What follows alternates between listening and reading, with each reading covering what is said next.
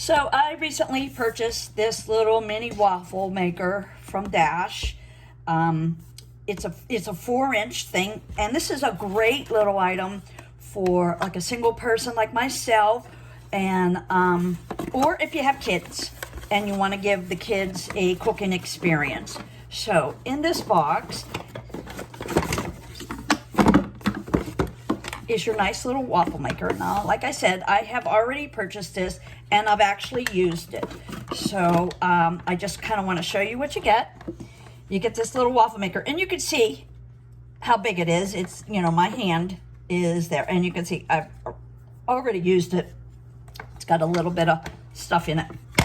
The other thing you get is a little book, instructional manual. And of course, it follows through the same normal things, you know, what each thing does.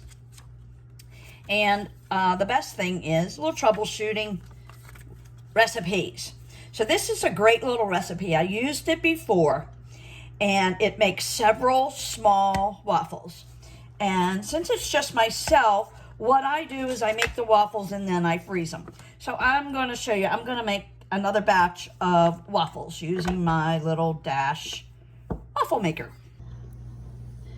Okay, I've got my batter made. This is just one batch of batter, and I've got my little grill preheated, and it's a little smoky because I did spray it with some cooking grease, some, you know, spray grease.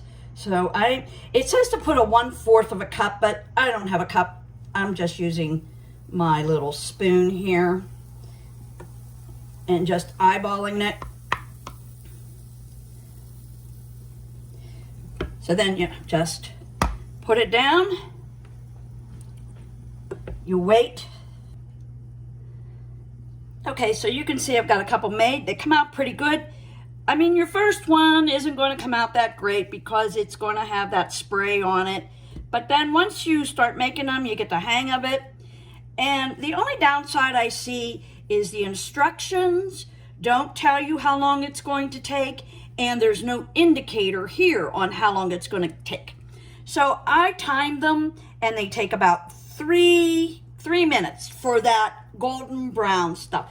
And obviously, the more you make, the better you're going to get. You're also going to want to use some non-metal tongs to take them out so you don't ruin the surface of the thing. And you can also see here, if I can lift this up, you can see if you overthink, it's going to overthink. So that is about 3 minutes 10. So I'm going to give that another minute.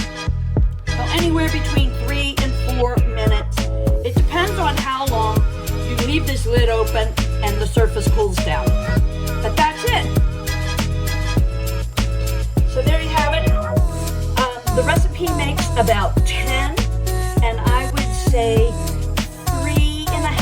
3 minutes to 3.5 minutes per thing. Once you make a couple of them, you'll get the hang of it. Enjoy.